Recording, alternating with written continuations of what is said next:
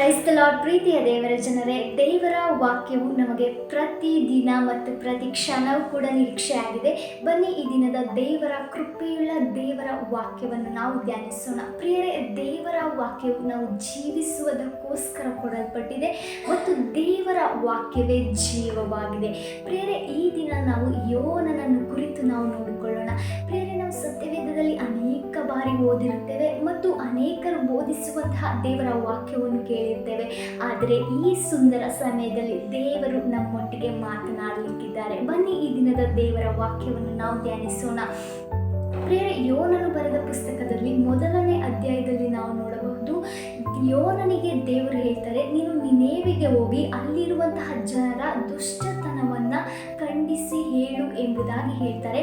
ಆದರೆ ಯೋನನು ಆ ಜನರಿಗೆ ಭಯಪಟ್ಟು ಅಲ್ಲಿಂದ ಬೇರೆ ದೇಶಕ್ಕೆ ಹೋಗುತ್ತಾನೆ. ಅಂದರೆ ಅವನು ನಿನೆವೆಗೆ ಹೋಗುವ ಬದಲು ತಾರ್ಷೀಷಿಗೆ ಹೋಗುವಂತಹ ಹಡಗಿನಲ್ಲಿ ಅವನು ಹತ್ತಿಕೊಳ್ತಾನೆ. ಅಲ್ಲಿ ನಾವು ನೋಡಬಹುದು, ಸಮುದ್ರದಲ್ಲಿ ತೂಫಾನು ಬಂದು ಆ ಹಡಗು ಹೊಡೆದು ಹೋಗುವಂತಾಯಿತು ಎಂಬುದಾಗಿ. ಅನೇಕ ಬಿರುಗಾಳಿಗಳು ಸಮುದ್ರದಲ್ಲಿರುವಂಥ ಹಡಗು ಒಡೆದು ಹೋಗುವಂತೆ, ಅಂದರೆ ಅದು ಅಲ್ಲೋಲ ಕಲ್ಲೋಲವಾಗುವಂತೆ ಆಯಿತು ಎಂಬುದಾಗಿ ನಾವು ನೋಡಬಹುದು. ಆಮೇಲೆ ಅಲ್ಲಿ ಹಡಗಿನಲ್ಲಿದ್ದವರು ಎಲ್ಲರೂ ಸೇರಿ ಚೀಟ್ ಹಾಕ್ತಾರೆ, ಯಾರಿಂದ ಈ ಸಮಸ್ಯೆ ಉಂಟಾಯಿತು ಎಂಬುದಾಗಿ. ಅಲ್ಲಿ ನಾವು ನೋಡಬಹುದು ಯೋನನ ಹೆಸರು ಬಂದಿತ್ತು ಎಂಬುದಾಗಿ. 1ನೇ ಅಧ್ಯಾಯ ಕಳೆದ ನಂತರ ನಾವು ನೋಡಬಹುದು, ಅನೇಕರು ಹೇಳುವಂತಹ ವಾಕ್ಯಗಳನ್ನು ನಾವು ಕೇಳಿರಬಹುದು. ಅವನು ಸಮುದ್ರಕ್ಕೆ ಬಿಸಾಡಿದ ತಕ್ಷಣ ಅವನು ಮೀನಿನ ಹೊಟ್ಟೆಯೊಳಕ್ಕೆ ಹೋದನು ಎಂಬುದಾಗಿ. ಆದರೆ ಸತ್ಯವೇದದಲ್ಲಿ ಹಾಗೆ ಬರಲಿಲ್ಲ. ಪ್ರಿಯರೇ, ಇಲ್ಲಿ 2ನೇ ಅಧ್ಯಾಯವನ್ನು ಪೂರ್ತಿಯಾಗಿ ನಾವು ನೋಡುವಾಗ ಅಲ್ಲಿ ನಮಗೆ ಗೊತ್ತಾಗುತ್ತದೆ, ಅವನು ಮೀನಿನ ಹೊಟ್ಟೆಯೊಳಕ್ಕೆ ಹೋಗುವುದಕ್ಕಿಂತ ಮುಂಚೆ ಏನೆಲ್ಲ ಆತನು ಯಾವುದೆಲ್ಲ ಇಕ್ಕಟ್ಟನ್ನು ಅನುಭವಿಸಿದ, ಯಾವುದೆಲ್ಲ ತೊಂದರೆಗಳನ್ನು ಅನುಭವಿಸಿದ ಎಂಬುದಾಗಿ ನಾವು ನೋಡಬಹುದು. ಪ್ರಿಯರೇ, ಇಲ್ಲಿ 2ನೇ ಅಧ್ಯಾಯ 5ನೇ ವಚನದಲ್ಲಿ ನಾವು ಗಮನಿಸಬಹುದು, ಜಲರಾಶಿಯು ನನ್ನನ್ನು ಮುತ್ತಿ ನನ್ನ ಪ್ರಾಣಕ್ಕೆ ಬಂದಿತು, ಮಹಾಸಾಗರವು ನನ್ನನ್ನು ಆವರಿಸಿತು, ಪಾಚಿಯು ನನ್ನ ತಲೆಯನ್ನು ಸುತ್ತಿಕೊಂಡಿತು ಎಂಬುದಾಗಿ. ಪ್ರಿಯರೇ, ಇಲ್ಲಿ ನಾವು ನೋಡಬಹುದು, ಆತನು ಮೀನಿನ ಹೊಟ್ಟೆಯೊಳಕ್ಕೆ ಹೋಗುವುದಕ್ಕಿಂತ ಮುಂಚೆ ಸಮುದ್ರದಲ್ಲಿ ಎಸೆದಾಗ ಅವನು ಏನೆಲ್ಲ ಅನುಭವಿಸಿದನು ಎಂಬುದಾಗಿ ಇಲ್ಲಿ ನಾವು ನೋಡಬಹುದು. ಪ್ರಿಯರೇ, ಅನೇಕ ಕಷ್ಟಗಳು, ಅನೇಕ ನಷ್ಟಗಳು, ಇದು ನನ್ನಿಂದ ಸಾಧ್ಯ ಇಲ್ಲ, ಈ ಪರಿಸ್ಥಿತಿಯನ್ನು ಹೇಗೆ ಜಯಿಸಲಿ ಎನ್ನುವಂತಹ ಪರಿಸ್ಥಿತಿ ನಿಮ್ಮ ಮುಂದಿರಬಹುದು. ಪ್ರಿಯರೇ, ಆದರೆ ದೇವರ ವಾಕ್ಯದಲ್ಲಿ ನಾವು ಯೋನನು 2ನೇ ಅಧ್ಯಾಯದಲ್ಲಿ ಕೊನೆಯ ವಚನದಲ್ಲಿ ಆತನು ಹೇಳ್ತಾನೆ, ರಕ್ಷಣೆಯು ಯೆಹೋವನಿಂದಲೇ ಉಂಟಾಗುವುದು ಎಂಬುದಾಗಿ.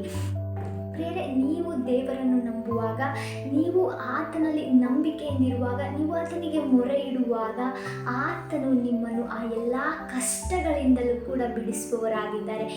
ಪ್ರಿಯರಲ್ಲಿ, ಯೋನನು ಬರೆದ ಪತ್ರಿಕೆ 2ನೇ ಅಧ್ಯಾಯ 7ನೇ ವಚನದಲ್ಲಿ ನಾವು ನೋಡಬಹುದು, ನನ್ನ ಆತ್ಮಕ್ಕೆ ಯಾವ ನಿರೀಕ್ಷೆಯೂ ಇರಲಿಲ್ಲ, ಆಗ ನಾನು ಯೆಹೋವನನ್ನು ಸ್ಮರಿಸಿದೆನು. ಯೆಹೋವನೇ, ನಾನು ನಿನಗೆ ಪ್ರಾರ್ಥಿಸಿದೆನು, ನೀನು ನಿನ್ನ ಪವಿತ್ರ ಆಲಯದಿಂದ ನನ್ನ ಪ್ರಾರ್ಥನೆಯನ್ನು ಕೇಳಿದೆ. ಹಲ್ಲೆಲೂಯಾ. ಪ್ರಿಯರೇ, ನಿಮ್ಮ ಜೀವಿತದಲ್ಲಿ ಯಾವುದೇ ನಿರೀಕ್ಷೆಯು ನಿಮಗೆ ಇಲ್ಲದೆ ಇರಬಹುದು, ಆದರೆ ನೀವು ಪ್ರಾರ್ಥಿಸುವಾಗ ಅದು ನಿಮ್ಮ ಜೀವಿತದಲ್ಲಿ ನೆರವೇರುವಂಥದ್ದಾಗಿದೆ. ನಮ್ಮ ದೇವರಿಂದ ನಿಮಗೆ ರಕ್ಷಣೆ ಉಂಟಾಗುವಂಥದ್ದಾಗಿದೆ. ಇಲ್ಲಿ ನಾವು ನೋಡಬಹುದು, ಆತನು ಸಮುದ್ರದಲ್ಲಿ ಪ್ರಾರ್ಥಿಸುವಾಗ ಆತನಿಗೆ ಅಲ್ಲಿ ರಕ್ಷಣೆ ಉಂಟಾಯಿತು ಎಂಬುದಾಗಿ, ದೇವರಿಂದ ರಕ್ಷಣೆ ಉಂಟಾಯಿತು ಎಂಬುದಾಗಿ. ಸಮುದ್ರದಲ್ಲಿ ಅಲೆಗಳು ಆತನನ್ನು ಬಂದು ಮುಚ್ಚುವಾಗ, ಪಾಚಿ ಆತನ ತಲೆಯ ಮೇಲೆ ಬಂದು ಕುಳಿತಿದ್ದಾಗ, ಆತನ ಪ್ರಾಣಕ್ಕೆ ಕುತ್ತು ಇದ್ದಾಗ, ಆತನು ಪ್ರಾರ್ಥಿಸಿದಾಗ ದೇವರು ಅವನಿಗೆ ರಕ್ಷಣೆಯನ್ನು ನೀಡಿದರು ಎಂಬುದಾಗಿ. ಪ್ರಿಯರೇ, ಯೋನನಿಗೆ ಸಮುದ್ರದಲ್ಲಿ ಉಂಟಾದಂತಹ ಸಂಕಷ್ಟದಲ್ಲಿ ದೇವರು ತನ್ನ ಕೃಪೆಯಿಂದ ಮೀನಿನ ಮುಖಾಂತರ ಆತನನ್ನು ರಕ್ಷಿಸಿದ್ದನ್ನು ನಾವು ನೋಡಬಹುದು. ಪ್ರಿಯರೇ, ಈ ದಿವಸ ನೀವು ನಿಮ್ಮ ಜೀವಿತದಲ್ಲಿ ನಿರೀಕ್ಷೆ ಇಲ್ಲದೆ ಇರಬಹುದು, ಆದರೆ ನೀವು ನಮ್ಮ ದೇವರಲ್ಲಿ ನಿರೀಕ್ಷೆ ಇಡುವಾಗ, ದೇವರು ಯೋನನ ಜೀವಿತದಲ್ಲಿ ಹೇಗೆ ತನ್ನ ಕೃಪೆಯ ಮೂಲಕ ರಕ್ಷಿಸಿದರೋ ಅದೇ ರೀತಿಯಲ್ಲಿ ನಿಮ್ಮ ಎಲ್ಲ ಕಷ್ಟಗಳಿಂದ, ಎಲ್ಲ ನಷ್ಟಗಳಿಂದಲೂ ಕೂಡ ನಿಮ್ಮನ್ನು ರಕ್ಷಿಸುವವರಾಗಿದ್ದಾರೆ. ಕರ್ತನಲ್ಲಿ ನಂಬಿಕೆಯಿಂದಿರಿ ಮತ್ತು ನಿರೀಕ್ಷೆಯಿಂದಿರಿ. God bless you. ಆಮೆನ್.